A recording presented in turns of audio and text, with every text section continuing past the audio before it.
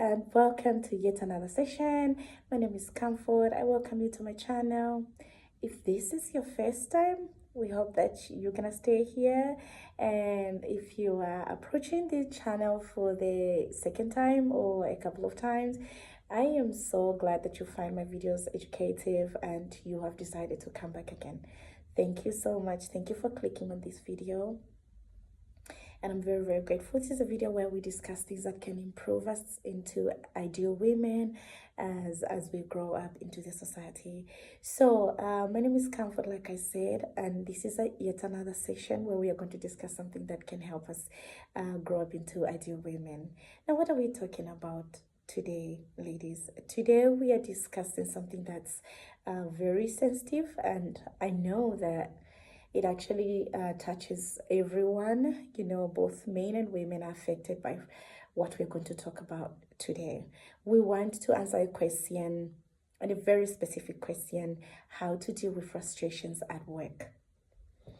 Now, you agree with me that frustrations come from all angles, from family members, from friends, from relatives, from school, and from work. Today, I want us to really be very specific and look at specific ones that we find at work and how to deal with them. And I hope that you find this video educative and we can actually have a good number of videos in the lines of frustration. Today we'll talk about how to deal with frustration at work. Another time we can discuss how to deal with frustrations in family members and those that are coming from school and relatives. So in a workplace, we are surrounded by different kind of people, our workmates and our friends, our bosses. So for as long as there's a group of people working together and spending time more than 5 hours or 6 hours, it's very inevitable to not be frustrated. So when you're frustrated at work, what exactly do you do for you to deal with that? So there are certain things that you need to really try and do. And I'll talk about just a good number of things that we can try and do to really deal with frustrations. And the first one I wanted us to talk about was identifying your frustration. So when you're frustrated, the first thing you do is identify your frustration. Ask yourself, why are you frustrated? In a situation that you are in, what is it that is frustrating you so much that you feel so much pain, you feel so upset, you feel so mad? So that's the first step. Identify that you're frustrated and ask yourself specific questions as, why do you feel the way you do? That's a beginning. Once you identify what is frustrating you and you find out specifically how you were feeling, now take a step back, because you are at the workplace. That's your place of work. So you want to be very, very careful of what you're going to do and what you're going to say. So since you have identified what is frustrating you and why you're so frustrated, you identify how you are feeling, the next step you're going to do is take a step back and ask yourself, what should I do in this situation? And what you can do about how you're feeling really depends on what is frustrating you. If a frustration is really massive, it's really big, there are certain things that we are going to unfold in this discussion that is going to help you see what exactly you should do and what you shouldn't do. So you have identified that you're frustrated, you have identified how you're feeling, you have identified exactly where those feelings are coming from. The next thing you're going to do is be positive. Positively ask yourself, in this situation, what is going well? What am I doing right? If it's my boss who is feeling upset about this, am I meeting my deadlines? Am I doing everything that I'm supposed to be doing? Once you find out, look, there's somewhere where you need to really work on that. And if you notice that you are doing well and somebody is not being appreciative, again, be positive. Don't let what is negative outshadow what is positive. There could be something that you're doing really, really right. There could be something that you're doing very well. But because you're not taking a step back to look at things from a positive point of view, you will not see what it is you are doing well, and you keep on feeling bad, like you are not doing anything good.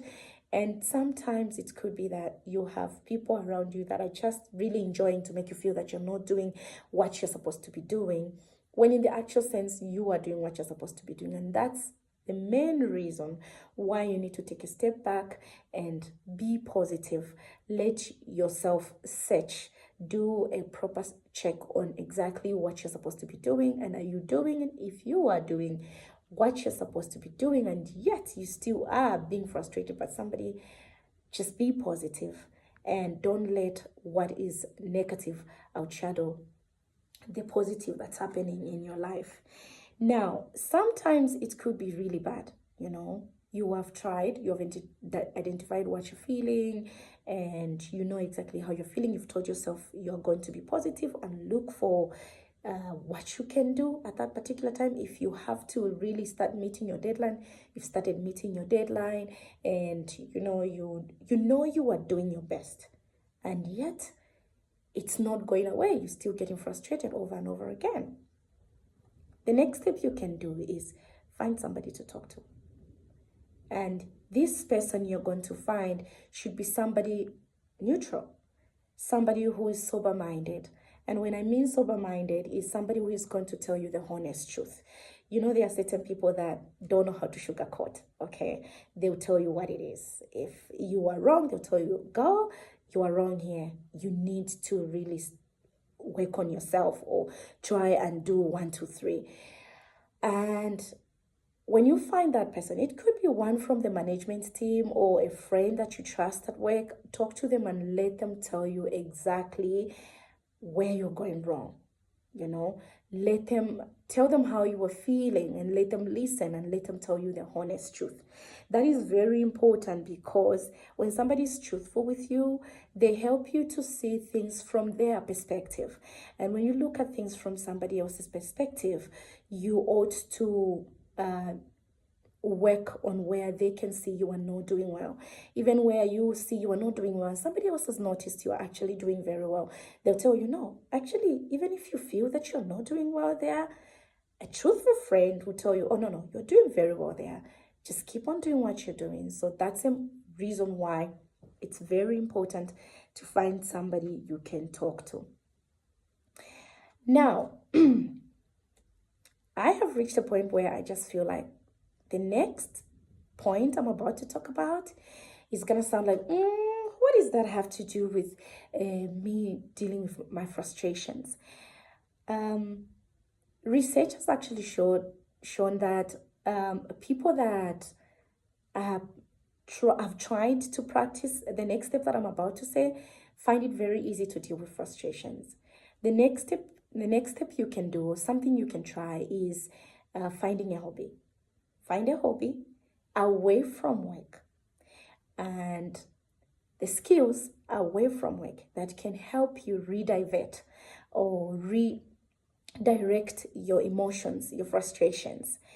You could be good at cooking. You could be good at, gardening. You could be good at whatever it is you're good at. Find it and let that help you redirect your emotions away from work. And sometimes this could be skills or something that can make you more productive at work. If you feel like you need to be more productive, find a skill that can make you more productive. But what we're saying is the skills, the hobby that you're going to find should be away from work. And this is something that is going to help you redirect your emotions. Whenever you've knocked off and you had a bad day at work, when you get back home, you have your own garden to go to and check on your flowers and whatnot, that calms you down, do it. Don't even hesitate. So research has actually shown that people that have found hobbies away from work find it very easy to deal with frustrations. So, ladies, if you notice that, look, I've tried everything that I could, I'm really doing well at work, I'm doing my best. Maybe somebody just doesn't like me. Because I know, I mean, who doesn't have anybody who doesn't like them at their workplace? We all do. So, once you realize that you're doing everything you can and it's not working, find a hobby and focus your energy there. Sometimes that hobby or a skill can be something that can even be more out, can give you even more satisfying, and you feel more relaxed while doing it. That's another thing you can do. So we've talked about a good number of things. We've talked about you identifying that you are frustrated. You need to take your step back and find the specific feelings that you're feeling. We've talked about how you need to be positive. Don't let the negativity that is happening around you overshadow the positivity that is happening even at your workplace. We've talked about you talking to someone that can listen, somebody who is sober-minded. We've also talked about how you can find a hobby. The next thing you can do actually to help you deal with frustration is picture the situation. And ladies, this is very, very important, and I'm gonna say it again. Picture the situation 2-3 years down the line and ask yourself, will you still feel the way you are feeling now? Whatever it is that is frustrating you at work, whatever it is that is making you feel like you don't want to go for work, or that's just become like a routine, you're not enjoying the place, whatever it is that is making you feel like that, ask yourself, 3, 4 years, 5 years, 1 year down the line, will it matter? Will it make you feel the same? If it won't, then let's go. Then that's not a frustration that you need to even hold on to. Just let it go. And when you do let it go, find other means to really make yourself feel good and to really help yourself keep going. You need to remember, ladies, that you are in control. Everything you decide to do in your life has an impact on how it's going to turn out. You have all the power. Everything is within your capacity. You are in control. You can choose to let other people's frustration be yours, or you can choose to let your frustration become overwhelm you and take the best of you. Remember, you are in control. And this is something that is very, very important for you to remember. You need to remember that you are in control of your emotions, you are in control of your situations, you are in control of your life at large. So, once you look at the situation and you ask yourself, look, 1 year from now, 2 years from now, 3 years from now, this will not make me feel the way it's making me feel now, or it will not even matter. Then let it go. Once you do, you now need to step into something that I actually have tried myself. You have tried everything that we've talked about. You've spoken to somebody, you have, identified your hobbies, you have,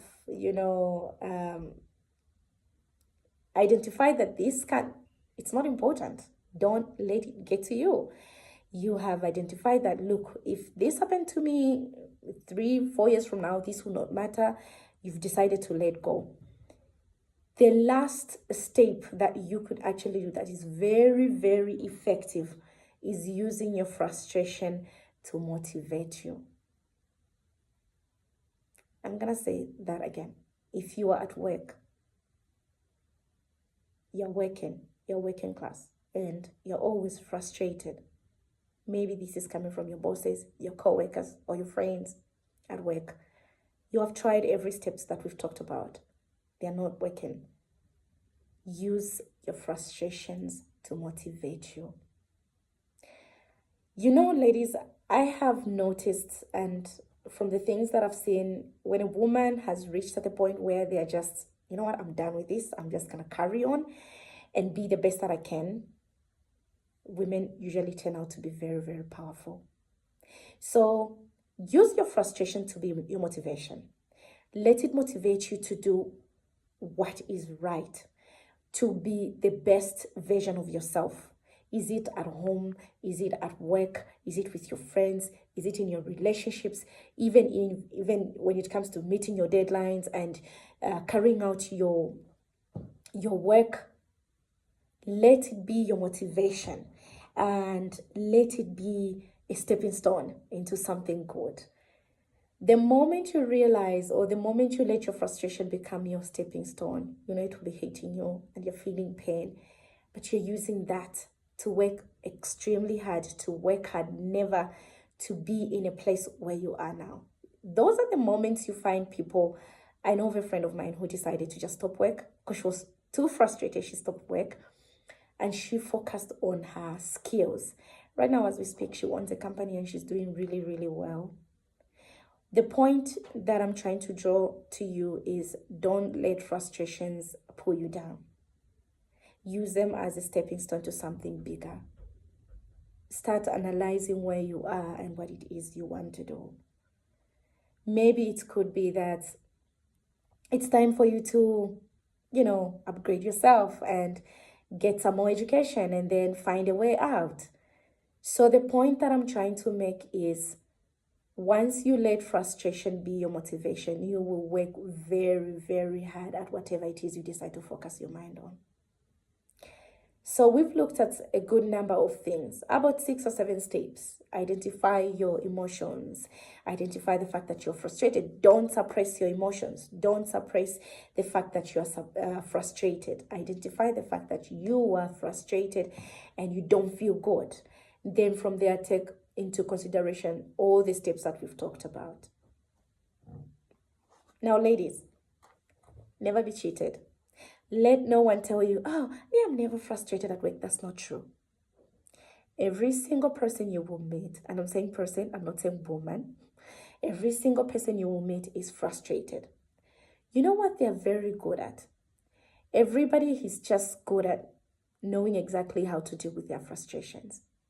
So if you're a woman and you are really struggling at work, you are really frustrated, master your ability to deal with your frustrations. Find a way to deal with your frustrations. Pick one of the points that we've talked about and try and put it into practice and see how they can help you. Never be cheated. Every person, every woman is frustrated in one way or the other. They are just good at knowing how to deal with their frustrations. So we've come to the end of our discussion. If there is something in the video that you feel like, oh, I really need to work on that, girl, we are all working on something in one way or the other. We might not show it to the world that we are working on this, we are working on that, but every human being you ever meet is working on something. We are all work in progress. So if you find that there's something in the video that you are willing to work on, all the best, girl. Just carry on. You will do it. Nothing can stop you. And remember, everything that you have decided to start doing is to actually just make you a better person.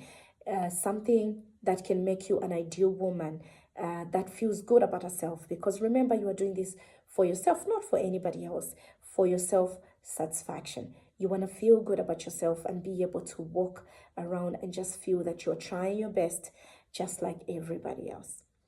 So the next time we'll sit here, we'll talk about frustrations, how to deal with frustrations in our homes, that frustrations that come from family members, relatives, mother-in-laws, sister-in-laws, and all that. So I hope to be with you again. This is Comfort, and please don't forget to click the bell down below so that it can actually notify you when I've posted, and subscribe to my channel if you feel like this is some of the things that you would want to learn to take information from. Subscribe. I'll be very glad to have you here every session. This is Comfort, and this is what I wanted us to discuss. You know what? Don't let anything get to you. It's bye for now.